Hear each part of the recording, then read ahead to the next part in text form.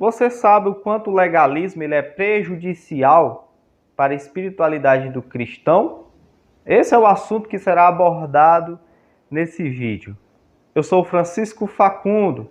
Já de antemão, se você é novo no meu canal, eu convido você a clicar no botão inscrever-se e também deixar o seu gostei. Para explicar esse assunto, eu estou com uma participação especial aqui. É um irmão que tem sido muito usado nessa área para explicar sobre o legalismo e doutrinas da graça. É o irmão PH Pereira do canal Teologizando, tá bom? Desde já eu já mostro aqui minha gratidão, meus agradecimentos a PH por ter aceitado o nosso convite e assim vamos ouvir a explicação do PH Pereira sobre o legalismo. Olá, meus irmãos, praze-me pela oportunidade que eu recebi do dileto irmão e amigo Francisco, para poder participar e interagir um pouquinho aqui no canal dele. Eu gostaria de antemão de cumprimentar a todos vocês, tá bom? E o desejo, irmão Francisco, do meu coração é que seu canal cresça, alavanque muito mais ainda, Assim como eu, e tudo isso para a glória de Deus, tá bom? Meus irmãos, eu aceitei o convite do irmão Francisco para poder dissertar um pouquinho acerca do legalismo, Afinal de contas, o que é legalismo?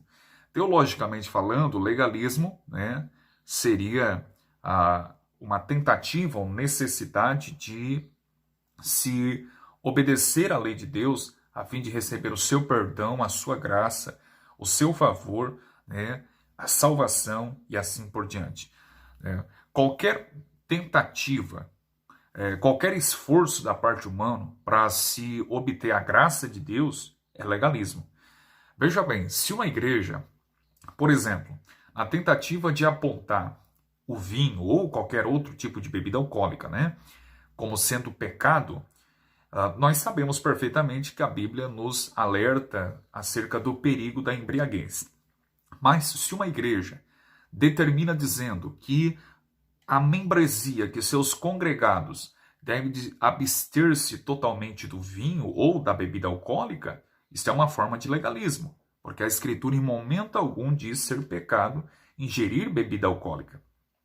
Se um pastor ou uma igreja, na questão da modéstia feminina, que nós sabemos que é um ensino bíblico também, mas se uma determinada igreja diz assim, olha, aqui nós determinamos que somente saias ou vestidos longos é o correto na questão da modéstia feminina, Ou seja, uma mulher cristã jamais pode ser vista ou até mesmo ir ao culto de calça comprida.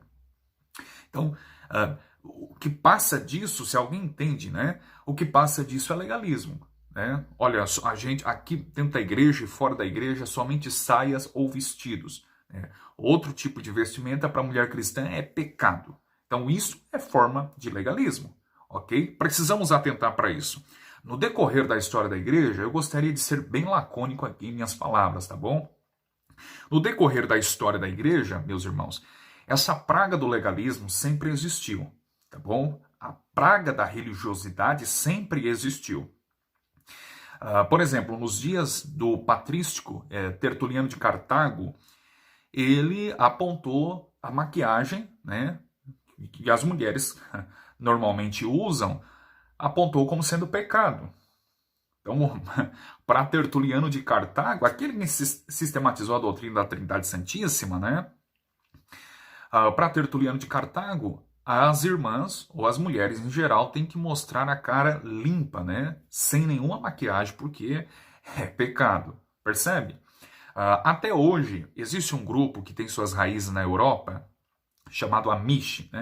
Até hoje, eles são bem conhecidos. Onde as mulheres, por exemplo, não usam maquiagens. Os homens, por sua vez, eles usam a barba completa, mas sem o bigode, Eles são sempre vistos com chapéus de palha sobre suas cabeças, Se abstêm completamente de energia elétrica, eles se afastam do convívio social e vão morar, por exemplo, em fazendas, Eles não se alinham a aparelhos eletrônicos, Eles não usam, como por exemplo, celulares, televisão, né? Então essa praga de legalismo sempre existiu. Irmão Francisco, eu assisti, se eu não me engano, semana passada você postou, né? Um vídeo de um pastor aí, assembleiano, um senhor, né? Onde diz que não dorme, né? Sem roupas, né? Tem que dormir tampado, todo coberto. Se eu não me engano, foi mais ou menos isso, né? Isso é uma forma de legalismo. Onde é que está isso na Bíblia, né? Eu imagino na relação sexual, como é que se faz? Vai fazer de roupas, né? Ou na hora da relação sexual, Deus coloca a mão assim nos olhos e olha, anjos, não olhe, não olhe, porque agora eles vão entrar em outra dimensão aí. Percebe? Então eles banalizam muita coisa. Eu lembro na época que eu era garoto, e um casal tinha de fazer relações ou ter relações sexuais às escuras. Eles apagavam completamente as luzes, ou a luz do quarto, né? E tinham que ter relações sexuais no escuro. Por quê? Porque o homem não podia ver o corpo nu da sua mulher, porque seria pecado. Então, qualquer forma de legalismo, meu irmão, é pecado, deve ser confrontado sim. E quem defende ainda não entendeu o que é a graça de Deus. Porque para resolvermos esse problema, né, essa heresia do legalismo, para resolvermos isto, nós temos que destronar todo esse conceito legalista deles, moralistas, farisaicos, e levá-los para a cruz.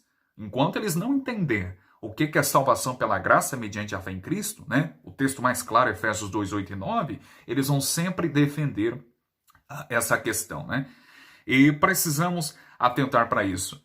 Eu acho interessante as palavras do apóstolo Paulo, o irmão Francisco, quando ele declarou, por exemplo, na primeira carta aos Coríntios, capítulo 7, verso de número 23, dizendo: fostes comprados por bom preço, ok?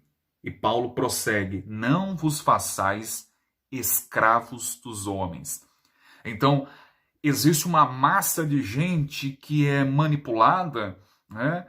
E passam a vida toda presas em regras moralistas, legalistas, arcaicas, estúpidas, toscas, e quando se der conta na velhice vão perceber que a vida toda passou e eles foram isentos de fazer aquilo que gostavam, por exemplo, ir ao cinema, assistir um bom filme, jogar um futebol. Eu não gosto de futebol, mas quem gosta, qual é o problema? Né? As irmãs vão perceber que passaram a vida toda enganadas, onde não poderiam usar joias, brincos, colares, enfim, qualquer tipo de joias.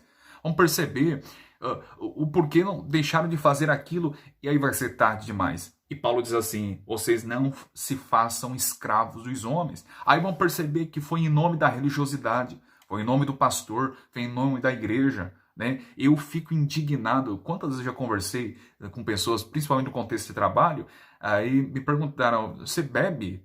Olha, eu não sou muito de beber, não. Quando lá, uma vez ou outra, eu bebo um vinho. Eu gosto muito de vinho. Cerveja eu não gosto, gosto de vinho. Aí eu também rebato com uma outra pergunta: mas não gosta de beber? Você não gosta de beber? Ele disse: não, a minha religião não permite. E eu sempre rebato, porque devemos bater nessa tecla. Porque não é o que diz a religião, não é o que diz a igreja, não é o que diz o pastor. A regra de fé e prática, deixa eu pegar aqui, a regra de fé e prática é este livro aqui, o livro de Deus, a Escritura. Quem determina como nos devemos nos portar no culto a Deus, né, no nosso cotidiano também, é a Escritura.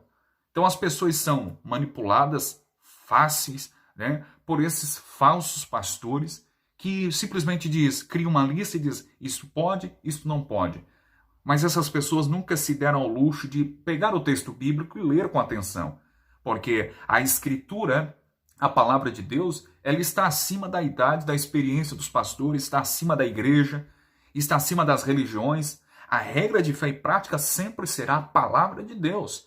Mas o pastor, problema dele, ele deve ser confrontado. Paulo diz: não vos façais escravos dos homens. Não vos façais escravos dos homens. Há algumas pessoas que ainda, meus irmãos, tentam apontar como sendo vaidade, né? Olha, a irmã não pode usar maquiagem, não pode usar um brinco, não pode usar um batom, não pode cuidar da aparência, né? Porque é vaidade. Tá, mas afinal de contas, o que é vaidade? Porque o sentido no hebraico de vaidade é exatamente um vapor, um sopro, ou seja, tudo aquilo que passa, né, numa linguagem bem simples. E o sábio Salomão, em Eclesiastes capítulo 1, ele diz que tudo é vaidade. O salmista, no Salmo de número 37, ele diz assim, que a vida do homem é totalmente vaidade. Então a nossa vida é vaidade, por quê? Porque ela é passageira, ela passa. Então apontar, por exemplo, um cara que usa uma barba é vaidade, isso não se harmoniza com o ensino bíblico.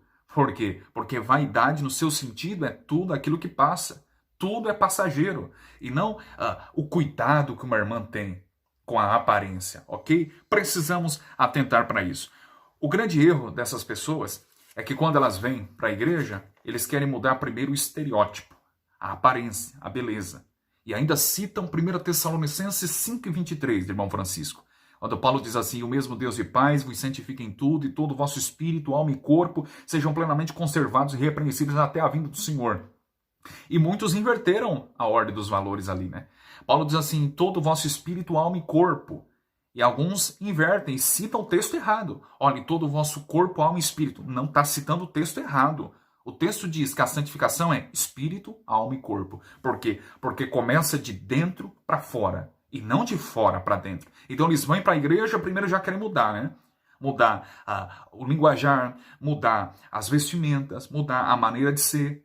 E o apóstolo Paulo vai dizer, não, a santificação não é exterior, de antemão. A santificação é interna. Começa trabalhando no espírito, alma e depois no corpo. Mas hoje inverteram a ordem dos valores estabelecidas pela Escritura. Essas pessoas se assemelham muito, eu vou finalizar aqui, com os fariseus. Em Mateus 23, verso de número 4, Jesus diz que eles atam fardos pesados e difíceis de suportar e põem aos ombros os homens, eles porém nem com o dedo querem movê-los. Jesus contrasta os fariseus que colocavam fardos pesados, né, nas pessoas, e é exatamente hoje isso que esses pastores, principalmente linha pentecostal, fazem, né? Colocam fardos pesados. E no fundo, eles fazem isso porque morrem de vontade de fazer. E não têm coragem de fazer porque são frouxos e estão presos em seu mundinho de religiosidade e farisaísmo. Mas Jesus contrasta com os fariseus. Em Mateus 28, ou melhor, em Mateus 11, 28, Jesus disse assim, vocês devem vir a mim, os que estão cansados e oprimidos, eu vos aliviarei. Tomai sobre vós o meu jugo e aprendei de mim, que sou manso e humilde de coração. Jesus contrasta com o farisaísmo da época. Ele diz assim, o meu jugo é suave e o meu fardo é leve.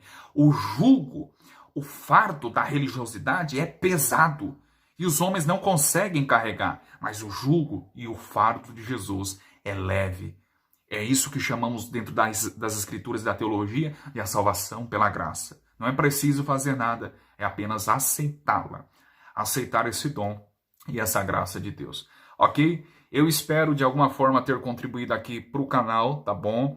E mais uma vez, obrigado pelo carinho e pelo convite. Abraço.